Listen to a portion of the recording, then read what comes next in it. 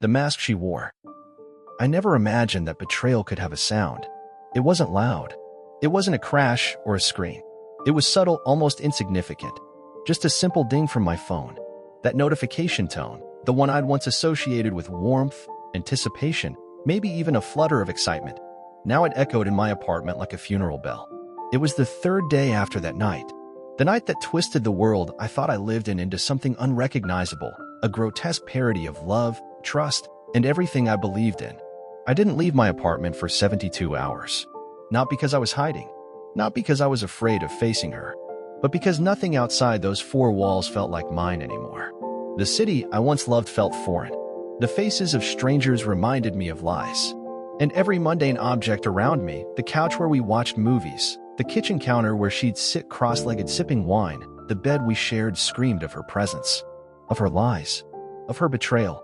It wasn't just the act, what she did. It was how she did it, why she did it, and worst of all, how blind I had been to it. I didn't block her. I should have. God knows I should have. But I couldn't bring myself to do it. Maybe I was clinging to hope. Maybe I wanted answers. Or maybe, deep down, some pathetic part of me still believed she'd realize the gravity of what she did and fall to her knees, begging for forgiveness. But that's not what happened. Not even close. What followed was a series of cold, calculated, manipulative messages. No apologies. No remorse. Just gaslighting, deflection, and a twisted kind of emotional terrorism. You're overreacting. It's not that serious. We weren't even doing well lately. You're so dramatic. Don't pretend like you're perfect either. I stared at my phone, reading each message with a growing sense of unreality, as if I had stepped out of my body and was watching someone else's disaster unfold. She wasn't sorry. She wasn't even surprised that I found out. She acted like I had no right to feel betrayed, like I was the villain for reacting to her cruelty. And somehow, the worst part? I still missed her. I hated myself for that. For every time I reached for my phone out of habit. For every moment my mind drifted to her smile, the same smile that now looked fake in my memories. For every time I caught myself hoping she'd walk through the door and say it was all a mistake. But it wasn't a mistake. It was deliberate. It was planned. And it wasn't just the betrayal of the body, it was the betrayal of trust, of love, of the version of me she spent 2 years building, only to burn down with a casual laugh on camera while wearing the necklace I gave her for our anniversary. I didn't sleep. Not in the way people mean when they say they didn't sleep. I physically couldn't. Every time I closed my eyes, I saw it. Her. Him. The bed. The camera. The smirk. I heard her voice, not moaning, not sighing, but laughing. Laughing like I was a punchline. He's so obsessed with me. But he's dumb enough to still pay my rent. My heart shattered again every time I replayed that phrase. I wasn't just cheated on. I was used. Mocked. Discarded. Friends called. I ignored them. My brother came over once. Knocked. Waited. Left a note. I pretended I wasn't home. What could I say? Hey, remember the girl I said was the love of my life? Turns out she was screwing another guy behind my back, filming it, and wearing the gifts I gave her while doing it. No, it was easier to lie. So I told everyone I had the flu. A stomach bug. Anything but the truth. But the truth never stayed quiet for long. On the 15th day, something inside me broke.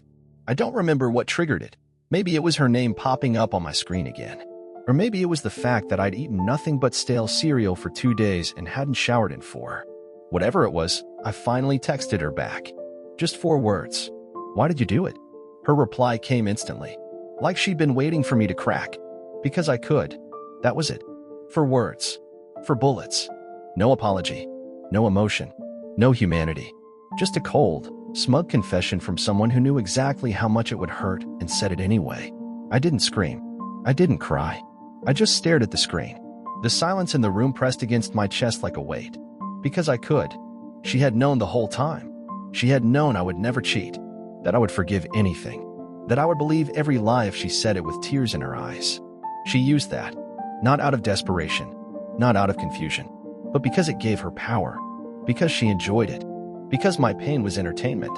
That night, I burned the hoodie she left in my closet. It still smelled like her shampoo. I thought it would make me feel free. It didn't. The smoke rose. The fabric melted. But she was still in my head. So I grabbed a notebook and started writing. Everything. The memories. The pain. The lies. The gaslighting. The way she'd flirt with other guys in front of me, then act like I was insecure. The way she'd ignore me for hours, then act annoyed when I asked where she'd been. Page after page, I poured myself into it. And somewhere between all that rage and grief, I started to see a pattern. It wasn't just betrayal. It was abuse. She made me feel like I was lucky to be with her. Like I had to earn her love every single day. Like her attention was some prize I didn't quite deserve. She chipped away at my self-worth so subtly, so patiently, that by the time she cheated, I didn't even feel angry. I felt grateful that she stayed as long as she did. That's how deep she got into my head. That's how well her mask fit. She told me I was clingy because I liked spending time with her. She told me I was too sensitive when I expressed pain. She told me I was jealous when I saw her texting exes at midnight. I believed all of it. Because I wanted her love so badly, I ignored how poisoned it was. I remember one night, maybe a month before it all blew up, we were watching some show on Netflix. I'd just gotten home from a 14-hour shift. My body ached.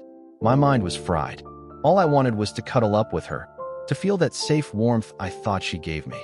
But the moment I walked through the door, she looked at me like I was intruding. Ugh, can you just not talk for a bit? I'm watching this. No hug. No, how was work? No smile. Just ice. And I remember apologizing. Apologizing for coming home.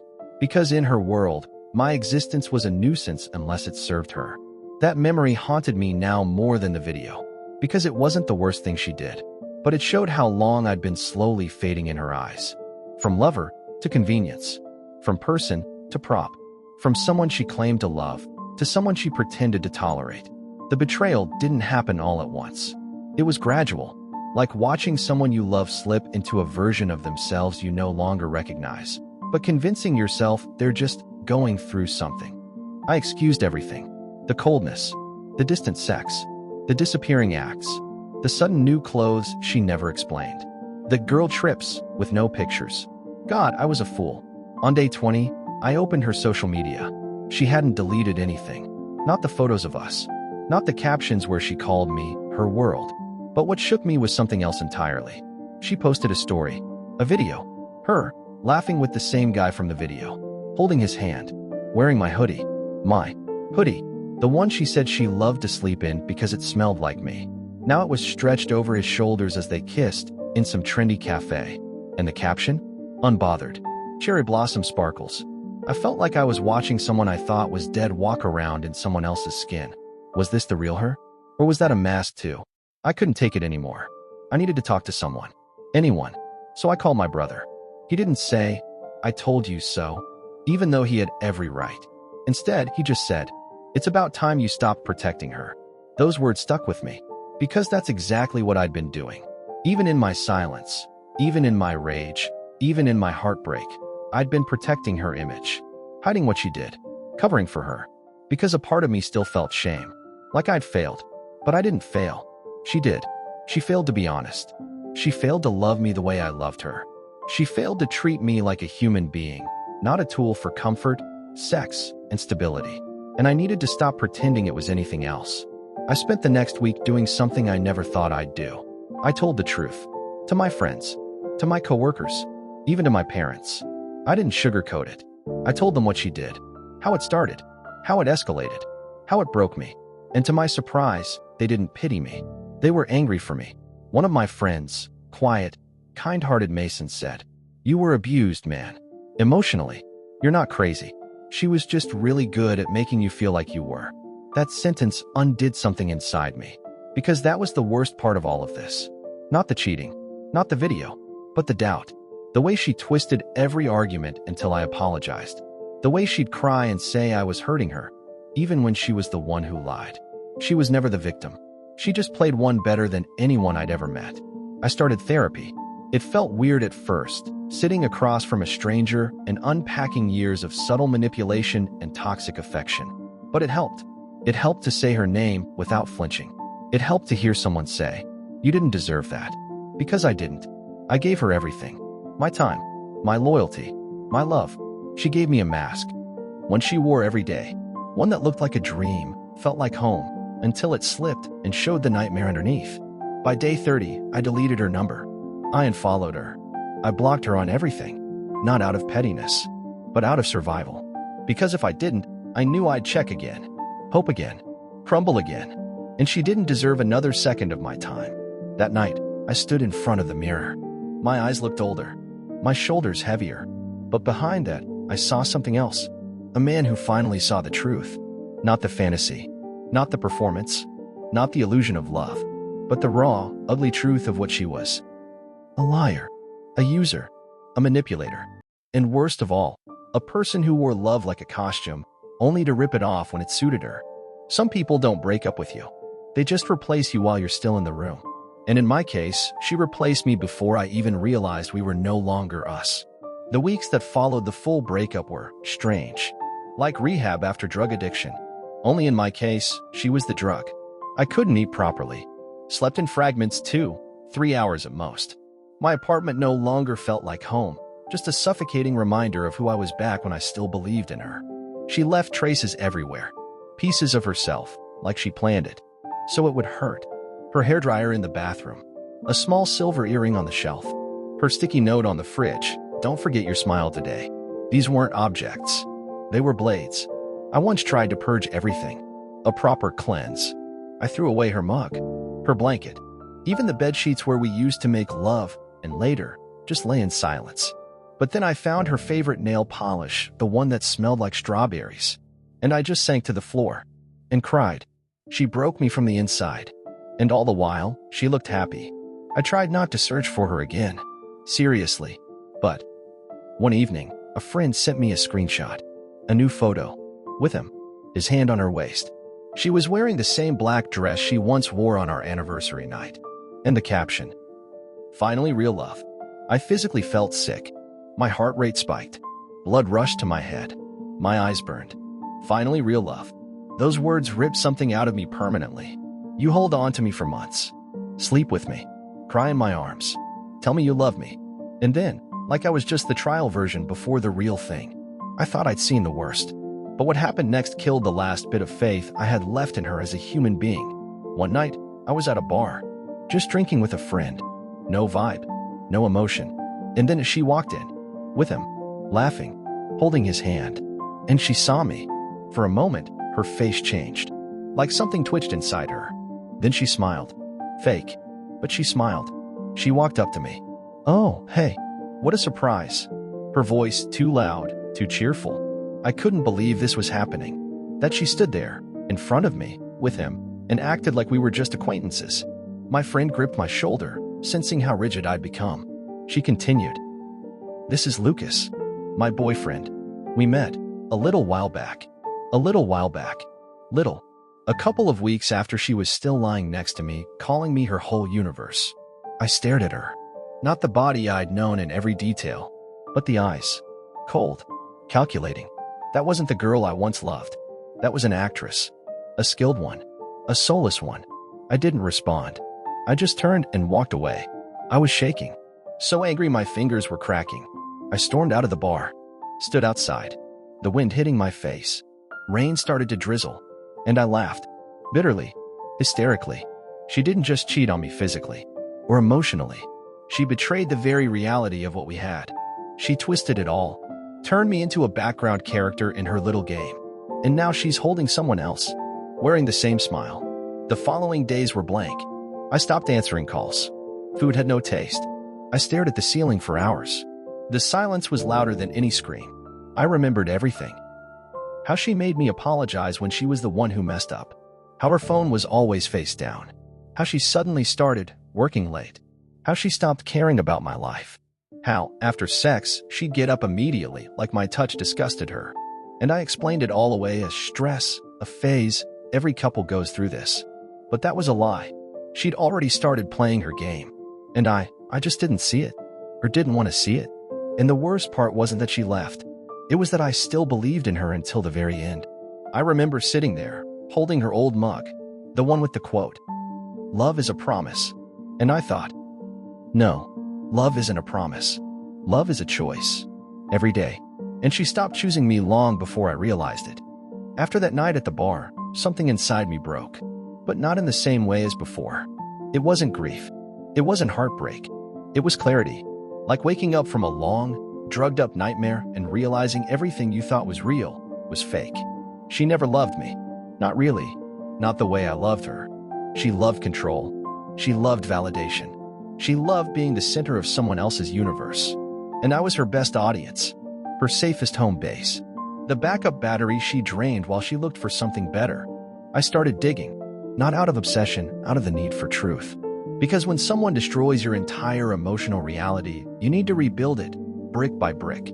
And what I found, it was worse than I thought. A friend of mine, who had mutuals with her old university circle, told me something I'll never forget. He said, "Man, she's done this before. You're not the first." Apparently, in her last relationship, the pattern was the same. She played the sweet, vulnerable girl, then switched to cold, distant, and manipulative. Started flirting with another guy behind her boyfriend's back. Said she fell out of love because he was too intense. And finally, ghosted him while posting couple selfies with the new guy 2 weeks later. Same script, different victim. And then she did it again and again. I wasn't special. I was just next. And what made it worse? She knew what she was doing. There were no accidents. No confusion. No, I was in a dark place. She orchestrated the whole thing. From the moment she started distancing herself, to the manipulative apologies, to the way she set me up to look unstable and clingy so she could escape without guilt. She didn't fall out of love. She extracted all the love she could get and then moved on like a parasite that found a new host. I stopped checking her social media. I blocked her number. But what haunted me wasn't what she did. It was what I let her do. I let her gaslight me into thinking I was the problem. I let her rewrite our story like it was some sad mistake. I let her lie to me in bed, in whispers, with her lips on mine, and believed every word. And worst of all, I let her convince me that I was unlovable, that somehow I wasn't enough. But now, I know better. I wasn't the weak one. I was just the one who loved honestly. And she wore a mask so long, she forgot who she even was underneath it. There was one last thing that happened.